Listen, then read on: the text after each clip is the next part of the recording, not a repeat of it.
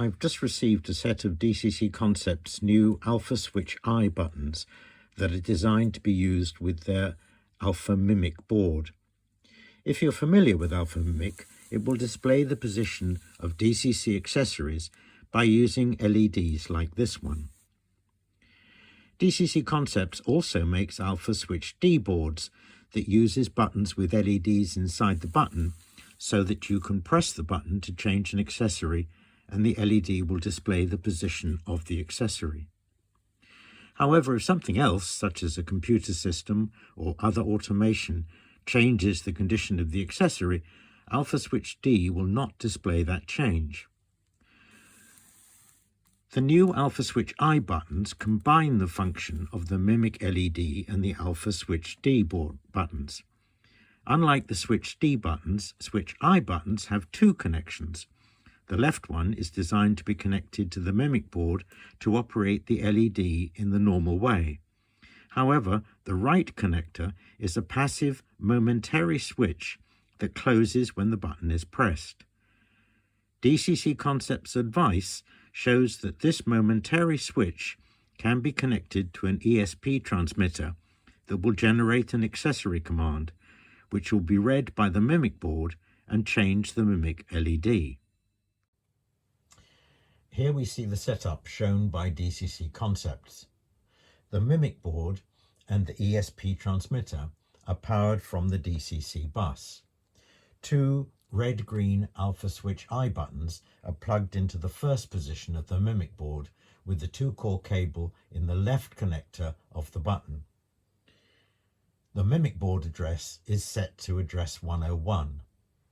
The right connector of the Switch I buttons for the momentary switch are connected through a DCD MY3 connector, which in turn connects to the ESP transmitter set to 0 volts and momentary. The ESP transmitter is also set to address 101. An ADS4X is also connected to the DCC bus with a pair of LEDs which read what is sent to the DCC bus, so it shows what, for instance, a point motor position would be. Pressing the I switch button triggers the ESP transmitter that sends out a DC signal through the receiver. This is read by the Mimic board, which changes the red-green LED pair. The ADS LEDs show the change position of the accessory. So by pressing the button, that cycles through and you can go backwards and forwards with these changing like this. If I use my controller to select the accessory 101, and change that, then it's still accurately reflected because it's being picked up by the Mimic board, which changes the LED, and it's also obviously changing the accessory. So we change back again and it still accurately reflects what's going on, even though it wasn't changed on this control board. So it doesn't matter where the command comes from, it will be accurately reflected by the red-green LEDs on the Switch I. This means you can build a control panel that allows you to control accessories, but it will also accurately display the position of those accessories if they are changed by some form of automation or computer control. This is a great step forward, but these little Switch I buttons can also be used in other ways to give even more possibilities. The passive momentary switch in these new buttons can be used where a left common right input is required. So if you take the 4 wires from a pair of buttons and join 1 wire from each button together, you have a left common right input, for instance for a Rex unit like this. You can use one of the Rex outputs to connect to an ESP transmitter set to 0 volts and on-off, which then works perfectly.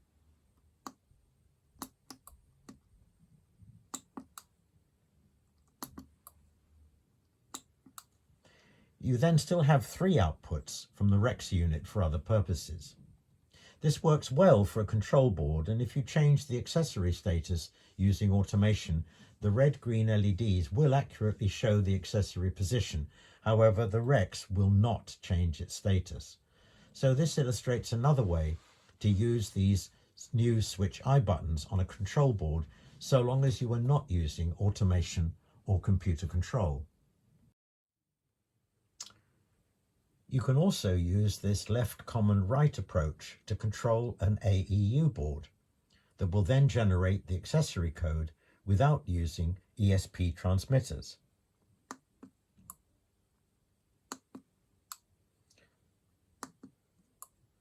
So both the buttons and the accessory are correctly reflected. If I use automation, again, the accessory and the buttons are accurately recorded. This is particularly relevant if, like me, you have a number of AEU boards running a control panel and would like to use these new switch I buttons.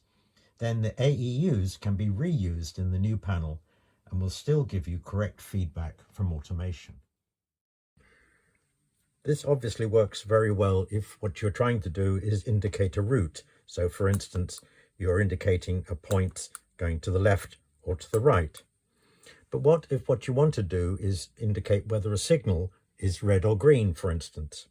In that case, just by wiring this one switch directly into the ESP, momentary and 0 volts, then it changes just with the one switch, red or green.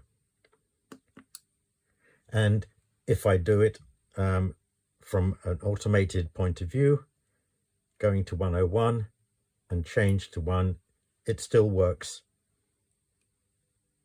and it still accurately displays the situation. And there, with a single button only, and it gives you the situation of, for instance, a signal. These little alpha switch I buttons are incredibly versatile, but they have one more trick up their sleeve. Most of the things that we do are binary, so they are on or off, or they're left or they're right. But occasionally there are things that we want to do where it's not one of 2, but one of 3 options. And this is an example where there is a double entrance into a fiddle yard, and you can go either to one side or you can go to the other side. And with a single button, you are setting a route. And I tackled this problem quite some time ago, and that is really quite a complicated piece of kit. A lot of relays and a lot of wires. And it seemed to me that one can do this a lot simpler using the new alpha switch I buttons. This is an example of how the circuit works. It looks a bit messy because there are lots of wires around, but I will put up in a moment a circuit diagram that explains more clearly how it's working. But you have the 3 alpha switch I buttons, and they're plugged into one of the pair on the Mimic board. You don't need the second pair. The momentary switch in each one is being powered by a 5-volt DC current. The 5-volt because it's actually driving the REX boards, and the REX input is limited to 3 to 5 volts. So if I press 101, what happens is that 101 switches this REX unit on by momentarily connecting to the right terminal of this REX unit, which switches this on, sends a signal through the ESP, which is picked up by the Mimic board, which changes the light. At the same time, through a pair of diodes, the same momentary switch is switching the left terminal of these two REX units off, and by doing that it then turns these two ESP units off, which again is picked up by the mimic panel and reflected in the buttons. And it's also reflected obviously with the point motors. So if I then change 102, 102 switches on, 101 and 103 switch off, and the route is set. And again, the same thing if I do 3. Well, this is an example circuit diagram for the 3-button question, and you have the alpha mimic board, the ESP transmitter, and the 3 REX units. They're all powered from the DCC bus, but those power wires are not shown for clarity. Also for clarity, I'm only showing the wiring for one button so that you can see how each button works. There's a 5-volt DC input, 5 volt being the maximum that you are supposed to put through the input of the REX boards. The earth goes to the momentary switch, and the positive goes to the center terminal of the 3 REX boards.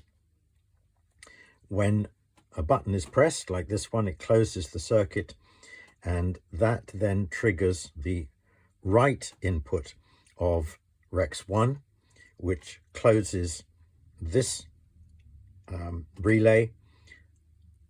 That the ESP transmitter picks this up, and through the receiver, alpha mimic picks it up, changes this to green, and of course changes the point. At the same time, through a pair of diodes, these 2 REX units are triggered with the left input, which switches these 2 off, and so the ESP transmitter again goes off. That's picked up by the alpha mimic board, and these 2 buttons will go red. If you add the rest of the wiring, so each of the wiring is done in the same way. So pressing button 101 turns on REX 1 and turns off REX 2 and 3. Pressing button 102 turns on REX 2 and turns off REX 1 and 3. And pressing button 103 turns on REX 3 and turns off REX 1 and 2. And so by doing that with one single button, you are doing a 1 in 3 choice. And that is very, very simple and straightforward. It doesn't require all of the timers that I showed you on the existing circuit. So this is the 3rd time that I've designed a circuit to do a 1 in 3, and it is getting simpler and simpler each time.